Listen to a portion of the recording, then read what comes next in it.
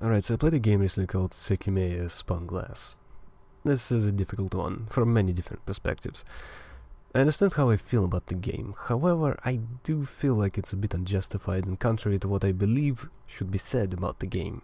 The game itself is also an arduous journey to go on. However, I think after reading the development book, it's an actual challenge for me to be negative about anything in the game, or really be objective. It's a passion project of only a few people, mainly 3 of them.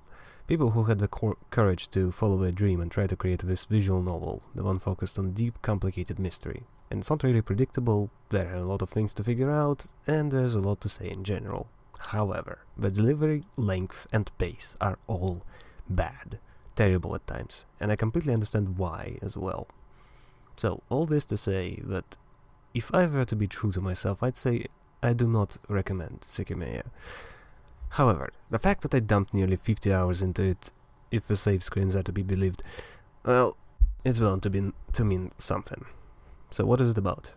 The setup is actually rather simple. An evil corporation settles into a small town in a rural mountain village, and does well enough for itself. At one point it announces a presentation of a new gemstone uncovered nearby. People come to visit this first unveiling and get trapped inside by the security measure once someone tries to steal that gemstone. The story is about the 12 hours that follow. However, those might not just be simple gemstones. What did I enjoy? 2 twists specifically. Chapter 2 and 3. I won't elaborate what they are, but I feel like those are what was actually great about this game. In addition, I enjoyed the writing of Chapter 3 more than any other one. The perspective shift was very relatable, and it was a nice contrast with what was the impression of a character prior. Especially since it follows a twist of Chapter 2. This is very difficult to say without spoiling things. So the problem for me arises at this point, because I could instantly think of what I've just said and as a thing to praise. However, that's not even half the game. Other twists and plot points can be good and all, but this is all to say that this is all what I can recall what I actually enjoyed. Chapter 2's twist, to some degree, I also enjoyed a different perspective there. But it's the Chapter 3 twist and perspective that I really praise. That's it. The rest of the game is one big pile of words, which might not make sense to anyone. After all, it's a visual novel, a text game. One would expect a lot of words, but it all boils down to the negatives. So what did I dislike? Everything else, really. So first I'll explain how the usual sequence of events goes. So, the group is together after something happens. Something that they cannot explain. Their decision to that is to search through the rooms, possibly finding the missing people, the stolen gemstone, or whatever else. They go through every room, one by one, meet up again, share their discoveries, which are almost always nothing, and then move on to the higher floors after some more discussion. Only to frequently come back down after finding nothing. This is what happens a lot. About 60-70% of the game is like this. Parts I've enjoyed are overlapping a lot with that, and maybe come up to somewhere around between maybe 30-40%. Then there is a chunk of information what are most of chapters 4 and 5. Just gigantic info dumps of characters' thoughts which are not necessarily correct, but they are what character reasons and believes to be true. In fact, there is a lot of that, which is good at times but drags on at most other times. So if that sounds interesting to you, then you confuse me. To me it was very formulaic, whatever. It followed the formula. It was explicitly written with a lot of details of every single event, so much so that a lot of the time if some tiny detail is omitted, then this is actually a clue to a major plot point. Something as simple as not checking all the gem displays, or not looking at the cameras, or anything else along those lines. Generally when something is written, things are omitted when they aren't too important. Nobody's gonna write about opening and closing doors, looking at the floor for footprints, hearing tiny footsteps in the distance when there's obviously a group of people on the same floor. The list goes on and on and on and on. But not the case here. Sekimeiya does explain a lot of mundane details, specifically so the reader could figure out the puzzle. Sekimeiya is written painfully and very carefully. It's written in such a way that it expects people to note every single event and figure out inconsistencies, lies, and things which just do not make sense.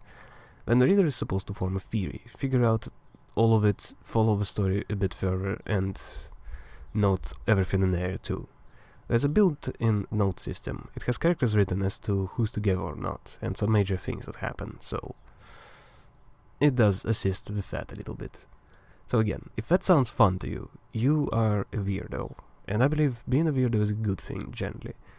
This kind of thought process is fascinating. It breeds innovation, creativity, and progress. Me, I have no patience for such things, be it age, stupidity, or plain carelessness. And so I admit it, I went through the game, reading everything but retaining very little. It was akin to scrolling Reddit for me. The information goes in, it goes out. Very little is staying behind. I approached it as every other visual novel, and it's very different. A thing to keep in mind is that Sekimeiya doesn't offer actual choices. Don't get me wrong, there are choices, but the player isn't given anything for it. It's two choices every time. One leads to a quick dead end, and another proceeds with the story. That's not really much of a choice in my opinion. Also, Chapter 4 offers questions about all the mysteries, and the results don't really matter. The story just keeps going and just notes when player answered correctly or not. I come back to thinking about Raging Loop and how much I adored it. A good comparison of why I enjoyed it is the depiction of events. Loop does things in a lot more callous, quick way. If it was written like Sekimeiya, the word count would double, if not more. However, it gave characters a lot more personality, all of them, which is why the length is still fairly similar.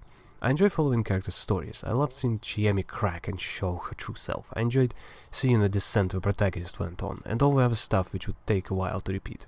Sekimeiya had very little of that, hence my praise of more character-focused moments.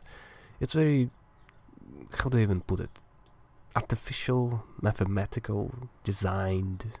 I cannot think of a good word. It's not really written to tell a story. It's almost as if the story is an afterthought. Instead, it's a riddle. A big, long formula given to the reader to solve and figure out how it all works, how it all fits together. And I gotta say, I was always terrible at math. I loved it as a kid, trying to time and again to get the answer, but always messing up something fundamental. I just do not notice the details. I like making a big mess. I noticed it with the way I do everything. Basically, best example is this. I like to create a rigid structure for these talks with ramblings, but they're called ramblings for a reason. I cannot fit my thoughts in a tiny convenient little boxes and instead prattle on. Sometimes forgoing the structure entirely, as you might tell this time. And the way the people who wrote Sekimeiya think is directly the opposite of that, from what I can see. At least as far as the main writer is concerned. And because of that, I could not enjoy it. At times I did, but for the most part I kept sitting there, waiting for the next reveal as characters endlessly bicker or talk about where we went. Hell, I'll even reveal something embarrassing and rude, quite frankly. So the music. The music, I feel like it's bloody awful. However, I mean that it doesn't fit. It's just not the music for reading. And you know what that music is actually good for? Dancing. And I full-on danced while the text slowly advanced in front of me, reading the lines, bouncing around to the fat beats. I felt like my cardio significantly improved because of this game, just dancing my life away as I keep going through this endless story, and it felt truly endless. At one time I thought there was only one chapter, because it simply refused to end. I just kept waiting for the credits, and then boom, chapter 2! I just lost my mind. I was already prepared to throw in the towel, but it had 3 more after that. And 5 is possibly the longest. The last 10 hours or so I just kept saving, expecting the story to end right there, but it just kept bloody going. I suppose another thing to praise is the workout the game has given me. I really want to download the soundtrack now and just make this my routine. Sekimeiya's music and cardio. Perfect fit. One last thing to add is what I adored the development book. It was interesting to read everyone's thoughts and how it all worked out together. Especially how Offer comes across as a guy with zero confidence despite having the whole mess of events in his head. Bloody madman. Oh, and another thing is the last part, with a guy from Finland doing his school credits by working on the game. What I wouldn't have given to have something like that when I was in college. Really cool to hear stuff like that. Anyway, if this game was a journey, then I was a blind cripple, veering somewhere to the left, just trying to follow the depressed pretty girl, and hoping for all of it to finally end.